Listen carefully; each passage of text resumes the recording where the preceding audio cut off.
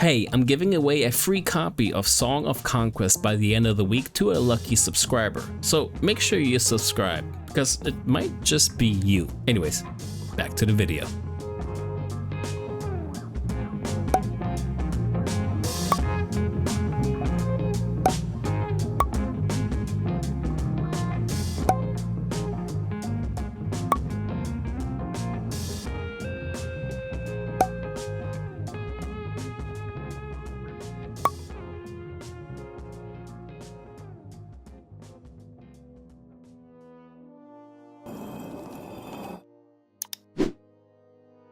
Hello there! Hello. Alright, Songs of Conquest, hands down one of the best pixel arts, by the way, so much so that at one point I was petting a horse and then quickly questioning how the hell do these massive people fit in these tiny houses. They're freaking huge. But you know what, with that question on my mind, I continued to the campaign. Remembered that the CEO told me to pick the 4th song, the orange one, which is all about the old tinkerer Bigley Sutherdown and clearing his family's debt to become a free man. I opened up the map to the dunes of Baria and picked the first mission, that about Bigley finding his friend and debt holder Captain Skillspool. By the way, Bigley's giving off mad stay a while and listen vibes. If you know that reference, high five, you're a gamer. Anyways, this entire map is just dark and it's massive, so we have a lot of exploring to do. And exploring we did. The first thing that we found was a bountiful oasis. 400 gold, 2 wood, 2 stone. Didn't know what to do with it, but I'm glad I had them. Next, I approached a lady with a foreign object in her hand. Not something that I usually do, but hey, here we are. Come to find out that she's a spear. She's like a pikeman, and she wanted to join my crew. And I was like, you know what? Sure, why not? Thank you very much. And I sucked her up, and then I continued on my merry way. And then I found a source of power, which was chaos. It was absolute chaos. And unfortunately, there's another woman. This one was holding a gun, so that I wasn't getting robbed, but she wanted to fight me. However, and I will say that the narrative and the way this conversation was written was really well done. They have a history and they don't want to face each other, but she has a contract and well, he's got to finish the contract that he has on his family's debt. Lo and behold, they got to fight it out. So, she's all the way to the north, right? So these units that I have, I figured, you know what, let me stack them up to sort of match her, and this would be the first fight. By the way, this is my live reaction while I'm playing. Holy shit. Live reaction justified, because that thing does some serious damage. It's called a Hell Roar, by the way. It has a bombard ability, a barrage passive, a bunch of green numbers because she just buffed it. I want this thing. Instead, I have a Pikeneer. Great. Who can hit you from like 1 hex away, but in this instance, unfortunately, not close enough to that brute. But I do have a spell, and I did just get some Chaos Essence prior to this, so I can use Chaos Step, which allows you to teleport forward to 1 hex, and then it chooses a random hex around that one.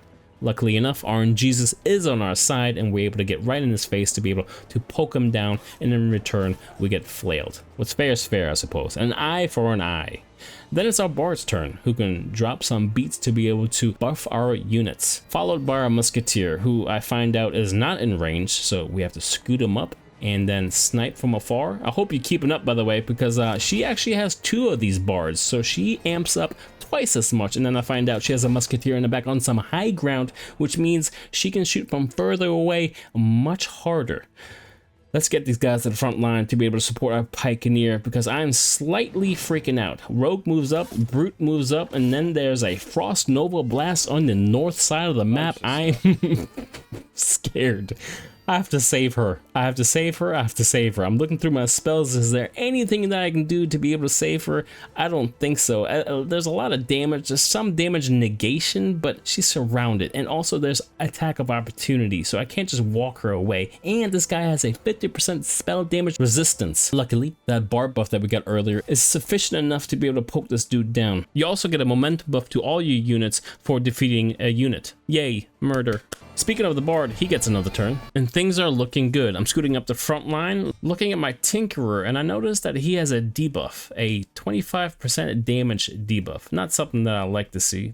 So instead, I look at my spells and I notice that I have Justice 1, which kills one target unit. There's only one Hell Roar in this hex. What a clutch play. It completely defeats the Hell Roar. Next, I'm trying to negate that 25% damage debuff, and I pop Fury on all of my units, which allows me to put my Tinkerer on the high ground and take out this rogue. My Musketeer cannot shoot because every time they shoot, they actually have to take one turn to reload, so I just step him up. Kicks me in the shins. In return, I punch him in the face, and this is where my first mistake comes in. I scoot my Pikeneer way too far up there. I don't know why I did that. Here we have some bagpipe on bagpipe action. She used Justice on my unit, but then I paid the price for scooting up my Pikeneer way too far, and she just died. I was so mad that I just sniped that bagpipe with my Musketeer, and then we're going for the kill. We'll just fast forward this. I cast some spells on that Musketeer. He's currently reloading, so he's gonna have one turn where he's not gonna be able to do anything. I cast Pacify to make sure he doesn't do much damage. I even cast Sabotage, which breaks his armor, and I scoot up onto the high ground with my Tinkerer. Finally. GG. That was only my first fight. So you get a bunch of XP and some spoils of war to be able to equip to your wielder, which in this case is Bigly. At the end of this, they negotiate a deal to let her go and not be a prisoner of Bigly. Bigly doesn't like any prisoners anyway, so he's like, sure, fine, give me whatever money you got, and then you're free to go, continue whatever contract you have to fulfill. And with that, she popped smoke and got the hell out of there, which allowed us to explore this road sign and gave us enough XP to level up. And every time you level up, you actually get to choose from 3 different skills. And in this case, we chose the channeling one, which gave us 60% more skill damage or spell damage. Looking at some of the spells, there were some really cool ones like Fireball 1 or even Chain Lightning 1. So I was kind of looking forward to use those in battle. And battle we did. I'm not gonna showcase all the fights, but I just wanted you to see some of the units, like the Dreth and the Dire Dreth, or these rogues and bandits. Even the undead would show up from time to time, which I thought were really cool. Claimed land that gave us passive income, upgraded our equipment, plus some really rare trinkets, like this Braid of the Horned Ones. Until finally, we found Captain Xavier Skills Pool, who has tasked us to find an artifact called the Crest of the Legion.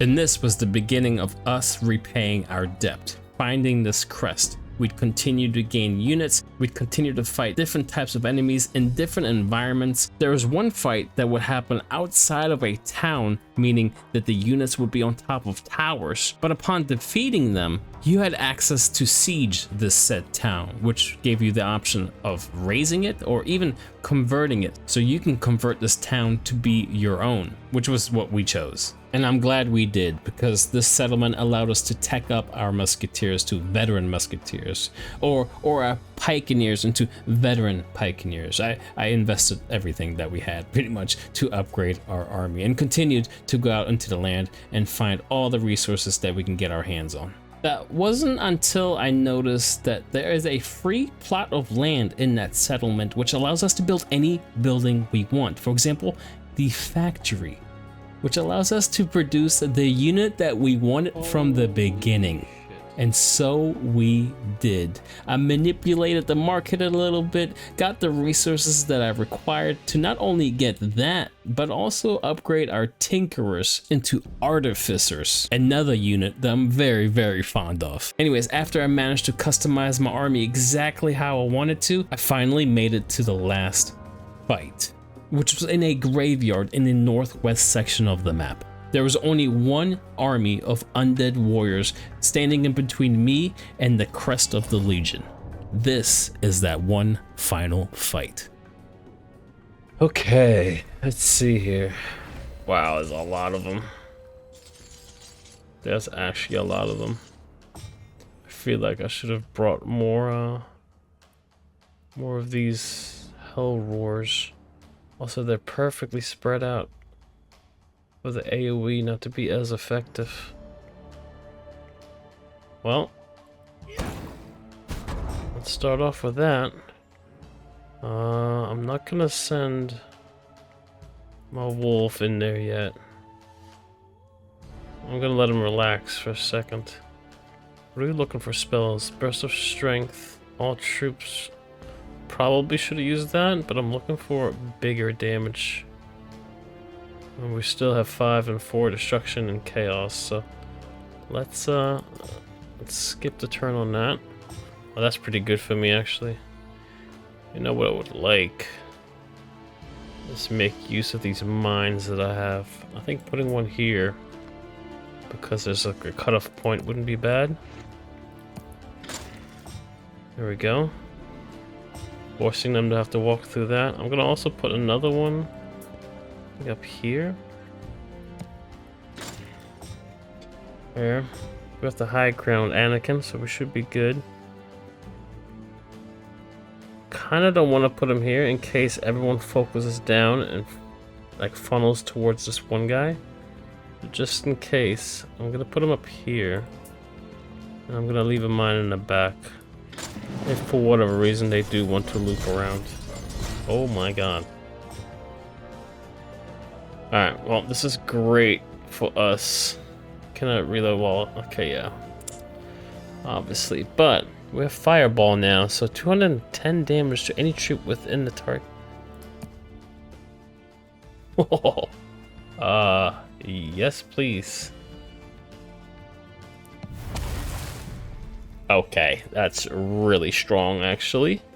And then we'll do Boiling Blood. Wait, these are skeletons. Do they even have blood? I guess they do. Cool. Oh, we can keep doing this? You have some boiling blood as well. Sweet. That's that. I feel a little bit more confident that we can step up with the wolf. So go ahead and get it ready. End the turn. End the turn. Okay. Dude, that counter attack with the flamethrower is gnarly. Gonna put. Yeah, I'm gonna put them up. Okay. Well, you can walk over your own mines and explode yourself. By the way, I'm gonna force him to walk up here. So I should put a mine right there. There goes the mine. Nice little bite. Perfect. Okay, he avoids that one. That makes sense. And he's gonna avoid. Yeah, that makes sense too. Oh, I love that flamethrower attack. All right. What else can we do here? What is this one? Ice Bolt for 10 destruction. You know what? Have some Ice Bolt. That's cool. And then all troops get.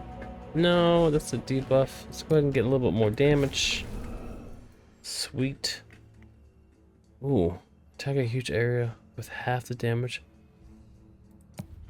Oh, this is even bigger. You do half damage, but at least I get to hit both. I did like no damage, huh? Alright, let's go ahead and bolster. And then we can do a little flame attack. That's so cool. That is so cool. Dude, I love the artificers. Victory! Nice. While you can see, I definitely mastered the art of war towards the end of that chapter, and I certainly felt more comfortable with my units still learning the ropes here and there. However, the story must continue with Bigley now needing to hand over the artifact called the Crest of the Legion. Anyways, I hope you enjoyed this video. It's a different format than what I usually do. If you're interested in Song of Conquest, I highly recommend it. It is currently live as of right now. The 1.0 has launched today, actually, upon me posting this video. And yeah, and we are doing a giveaway, by the way, so make sure you subscribe. With that being said, I'm Too Sketchy, and I hope you have a good day. Peace!